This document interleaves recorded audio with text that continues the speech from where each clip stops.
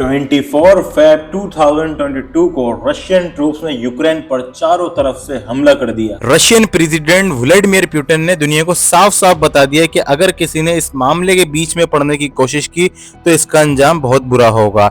Russian helicopters और fighter jets को Ukraine के कई सिटीज के ऊपर लो फ्लाइंग करते और कई मकामात पर रॉकेट फायर करते भी देखा गया है। और इनमें से पुतिन का मेन टारगेट यूक्रेन का कैपिटल कीव था। और इस अनएक्सपेक्टेड अटैक में जहां कई से लोग अपनी जान से हाथ धो बैठे, वहीं लाखों यूक्रेनियन अपना घर छोड़ने पर मजबूर हो गए। जान बचाने के लिए कई लोग बेसमेंट में जा छुपे और कुछ ने मेट्रो स्टेशन में पनाह लेने को बेहतर समझा। देखते ही देखते यूक्रेन का कोना कोना धमाकों और इमरजेंसी सायरन से गूंज उठा। यूरोप वर्ल्ड वॉर 2 के बाद इस लेवल की जंग पहली मर्तबा देख रहा था। यूरोप का मैप जो पिछले 70 सालों से पॉलिटिकल गठजोड़ से बनाया जा रहा था, इसको अब व्लादिमीर पुतिन ने दोबारा अपने हिसाब से बनाना चाहता है, और वो भी ताकत के बलबूते पर। लेकिन आखिर क्यों? यूक्रेन से 27 टाइम ज्यादा एरिया पर फैले हुए रशिया को इतने छोटे यूक्रेन से आखिर क्या खतरा है? रशियन प्रेसिडेंट को यूक्रेन में क्या इंटरेस्ट है? अगर वो ऐसा नहीं करेगा तो इसको क्या कुछ खोना पड़ेगा? नाजरीन, ये मामला अच्छी तरह और आसान अल्फाज में समझने के लिए पास में हुए चंद वाकयात का समझना बहुत जरूरी है। आज से करीब 100 साल पहले यूक्रेन रशिया का हिस्सा हुआ करता था। जब ये पूरा एरिया पिछली कई सदियों से रोमानोव डायनेस्टी के होल में था। 1900 में शुरुआत में कई लोग अपने रशियन किंग से तंग आ गए और आखिरकार जब बर्दाश्त का लेवल क्रॉस हो गया तो 1917 में रशियन रेवोल्यूशन ने रोमानोव डायनेस्टी को उखाड़कर रशियन एम्पायर का तख्त उलट दिया। लोग इन राजा महाराजाओं के सिस्टम से तंग आ चुके थे और अब यहाँ एक नई हुकूमत बनाने का वक्त आ चुका था। इस नई हुकूमत को बनाने के चक्कर में रशियन रेवोल्यूशंस आपस में ही लड़ पड़े और पूरा रशिया सिविल वॉर में पड़ गया। जब सिविल वॉर खत्म हुई तो 1922 में रशिया और यूक्रेन समेत 13 अलग अलग रिपब्लिक्स को मिलाकर सोवियत यूनियन बनाया गया, यानी union of Soviet socialist republics या फिर यूएसएसआर। यूक्रेन, जिसको रशियन एम्पायर से आजादी मिले अभी 5 साल ही गुजरे थे, और वो अब यूएसएसआर का हिस्सा बन चुका था। इनके लिए ये ऐसे ही था जैसे किसी परिंदे को एक पिंजरे से निकालकर दूसरे पिंजरे में डाल दिया गया हो। खैर, वक्त गुजरता गया और यूएसएसआर दिन ब दिन मजीद ताकतवर होता गया। वर्ल्ड वॉर 2 के बाद यूएसएसआर का होल्ड इस एरिया में और ज्यादा मजबूत हो गया। यूरोप के एक हिस्से में सोवियत यूनियन जबकि दूसरा हिस्सा वेस्टर्न पावर्स के होल्ड में था। इनके वेस्टर्न पावर्स में कनाडा और यूके समेत अमेरिका भी शामिल था। वर्ल्ड वॉर 2 खत्म हो चुकी थी, लेकिन यूनाइटेड स्टेट और सोवियत यूनियन के दरमियान पॉलिटिकल दुश्मनी अंदर ही अंदर चलती रही और इस दुश्मनी का सबसे बड़ा रीजन इन दोनों पावर्स के दरमियान बहुत इंपॉर्टेंट डिफरेंस था। वो डिफरेंस ये था, सोवियत यूनियन ने अपनी साइड पर एक कम्युनिस्ट गवर्नमेंट बना रखी थी, यानी कंट्रीज में जितने भी बिजनेस या ट्रेड होगा वो किसी एक शख्स के हाथ में नहीं दिया जाएगा, बल्कि हर शख्स को इसकी जरूरत के हिसाब से शेयर दिया जाता था।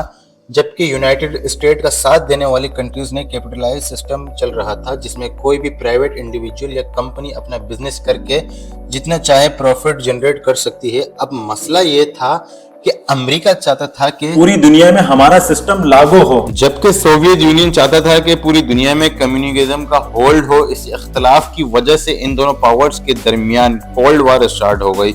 इस जंग में वेपन्स और फोर्स तो इस्तेमाल नहीं हुई, लेकिन अंदर ही अंदर सोवियत यूनियन और अमेरिकन पावर्स एक दूसरे पे पॉलिटिकल हमले करते रहे। मामला इतना बढ़ गया कि दोनों पावर्स को अपनी अपनी मिलिट्री अलायंस को और ज्यादा मजबूत करने पड़े। 1949 में अमेरिका को सपोर्ट करने वाली कंट्रीज ने नॉर्थ अटलांटिक ट्रीटी ऑर्गेनाइजेशन यानी नेटो बनाई, जिसमें ये तय पाया कि नेटो में शामिल किसी भी कंट्री पे अगर हमला हुआ तो बाकी सारी नेटो कंट्रीज मिलकर इसका साथ देंगी। नेटो का बनना सोवियत यूनियन के लिए हर तरीके से बहुत ज्यादा खतरनाक था, क्योंकि अगर सारी नेटो कंट्रीज एक दूसरे को डिफेंड कर सकती हैं तो वो सारी कंट्रीज मिलकर सोवियत यूनियन पर हमला भी कर सकती हैं।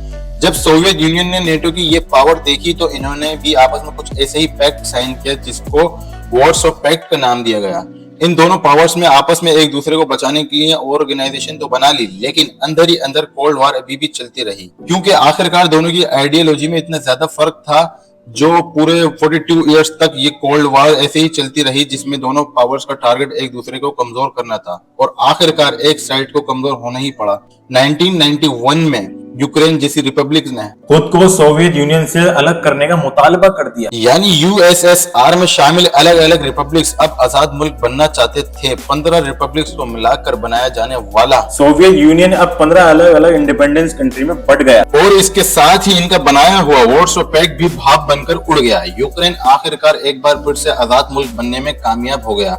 सोवियत यूनियन से आजादी पाने वाले कंट्रीज अब अपने फैसले खुद कर सकती थी, लिहाजा सबसे पहले इन्होंने अपने ऊपर थोपी गई कम्युनिस्ट गवर्नमेंट को उठा फेंका। रशिया जो पहले सोवियत यूनियन की वजह से काफी स्ट्रांग था, वो अब दुनिया की नजर में कमजोर पड़ चुका था। दूसरी साइड पे कोल्ड वॉर खत्म होने के बावजूद भी वेस्टर्न पावर्स की अलायंस 10 से मस न हुई, बल्कि इनकी ताकत में इजाफा होता ही गया। 1999 में सोवियत यूनियन से आजादी पाने वाले 3 कंट्रीज पोलैंड, चेक रिपब्लिक और हंगरी ने पासा पलट दिया और नेटो से जा मिले। नेटो में शामिल होने का ट्रेंड दिन ब दिन मजीद बढ़ता गया और 2004 में 7 और कंट्रीज ने भी नेटो को ज्वाइन कर लिया। यानी जो रिपब्लिक्स पहले रशिया का साथ दे रही थी, अब वो नेटो की अलायंस का हिस्सा बन गईं। और ये वो वक्त था जब पहली बार रशिया का बॉर्डर नेटो के साथ फेस टू फेस आ चुका था। अब सिर्फ 3 कंट्रीज ही बची थी जिन्होंने नेटो को ज्वाइन नहीं किया था, बेलारूस, यूक्रेन और जॉर्जिया। इनमें से यूक्रेन और जॉर्जिया काफी अरसे से नेटो को ज्वाइन करना चाहते थे, लेकिन ये बात रशिया को हजम न हुई।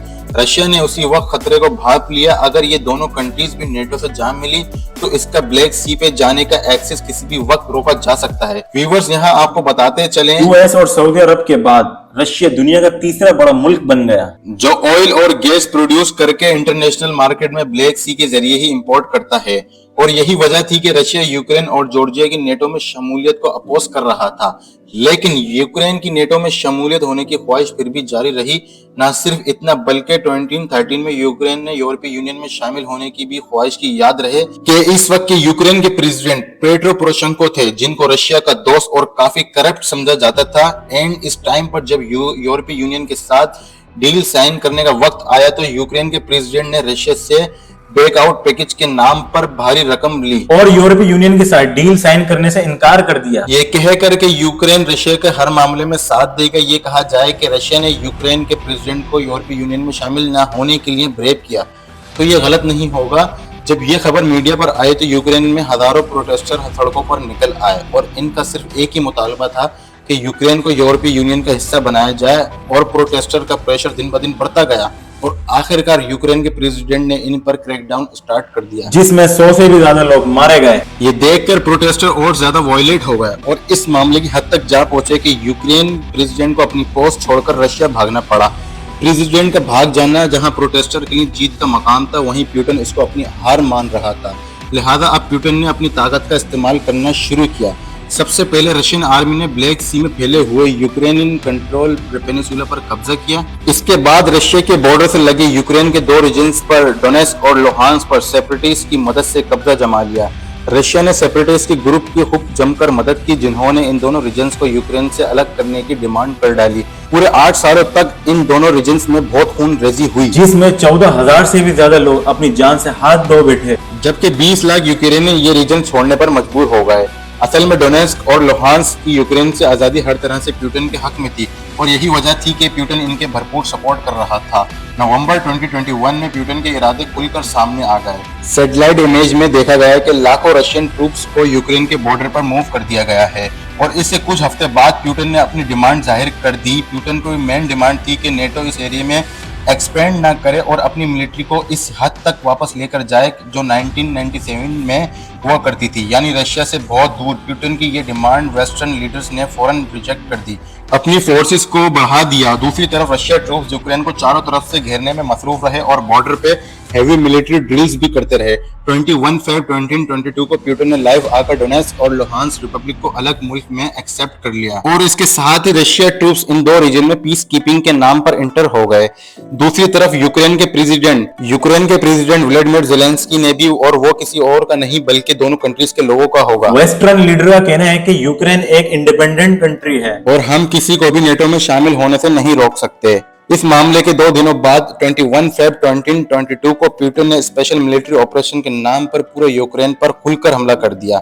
European commission president, Ukraine prime minister और यूएस प्रेसिडेंट जो बाइडेन ने रशिया के इस एक्शन को कंडेम किया और कहा कि पुतिन और रशिया को इसका हिसाब देना पड़ेगा। पूरी दुनिया में एंटी वॉर प्रोटेस्टर यूक्रेन के हक में नारेबाजी करते देखे गए, हत्ता कि खुद रशिया में भी हजारों प्रोटेस्टर यूक्रेन के हक में बाहर निकल आए। नेटो के रिस्पांस फोर्स हिस्ट्री में पहली बार हरकत में आ गई और अमेरिका ने अपने ट्रूप्स को ईस्टर्न यूरोप के बॉर्डर पे भेज दिया। पूरी दुनिया यूक्रेन को सपोर्ट तो कर रही थी, लेकिन रशिया से डायरेक्ट नहीं हो रही, क्योंकि रशिया के पास दुनिया की सबसे बड़ी न्यूक्लियर वेपन्स की कलेक्शन मौजूद है। और प्यूटन पहले ही धमकी दे चुका था, अगर किसी ने बीच में पड़ने की कोशिश की तो इसका अंजाम बहुत बुरा होगा। फिजिकल होने के बजाय अब अमेरिकन समेत दूसरी कंट्रीज ने भी रशिया पर सैंक्शंस लगाना शुरू कर दिए, जिससे रशिया की इकोनॉमी को काफी ज्यादा नुकसान होगा। और शायद ऐसा करने से पुतिन को लगाम दी जा सके। उम्मीद है आपको रशिया और यूक्रेन का मसला काफी हद तक समझ आ गया होगा।